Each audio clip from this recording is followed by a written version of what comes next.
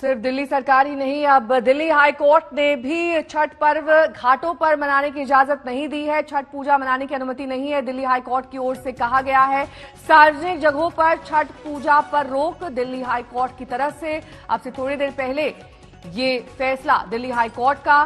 पूनम शर्मा हमारी संवाददाता से तमाम जानकारी के साथ हमारे साथ जुड़ गई हैं। पूनम, अब तो सरकार के फैसले पर भी कोर्ट की मुहर लग गई है। अब किस तरीके से इसका पालन किया जाएगा, किस तरीके से इंतजाम किए जाएंगे ताकि लोग घाटों पर इकट्ठा ना हो सके? देखिए, आज हाईकोर्ट ने भी साफ कर दिया है कि जिस तरह के हालात हैं फिलहाल राजधानी दिल्ली में कोविड के, उसको देखते हुए किसी भी तरह की गैदरिंग को अलाउ नहीं किया जा सकता है।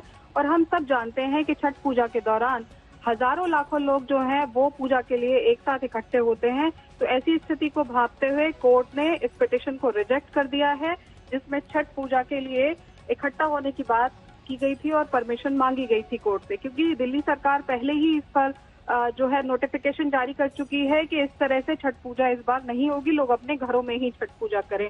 कोर्ट ने इस पे पिटिशनर के खिलाफ भी सख्त टिप्पणी की और कहा कि किसी भी धर्म के फेस्टिवल को मनाने के लिए आपका जिंदा रहना पहले जरूरी है। तो क्या आप जिंदा नहीं रहना चाहते हैं? अगर इस तरह से गैदरिंग की परमिशन आप मांग रहे हैं तो सीधे तौर पर ये कोविड की स्थिति को और भयावह बनाने जैसी हालात पैदा करने के लिए होगा।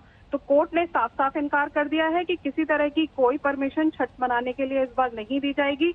दिल्ली सरकार का जो फैसला था उस पर आज कोर्ट ने भी अपनी मोहर लगा दी है। यानी कि काफी हार्श कमेंट यहाँ पर कोर्ट की ओर से कि अगर जिंदा रहेंगे तभी कोई पर्व, तभी कोई त्योहार मना पाएंगे। बिल्कुल, और कोर्ट का साफ तौर पर कहना था कि जिस तरह के हालात हैं और जिसमें केंद्र सरकार राज्य सरकार मिलकर लगातार स्थिति को कंट्रोल करने की बात कर रही है, ऐसी स्थिति में जहां खुद अपने ही नोटिफिकेशंस को दिल्ली सरकार जो है वो वापस ले रही है, जो पुराने नोटिफिकेशन थे जिसमें 200 लोगों को इकट्ठे होने तक की इजाजत थी, उसको अब घटाकर 50 कर दिया गया है और उसको भी बाद में फिर रिव्यू किया जाएगा।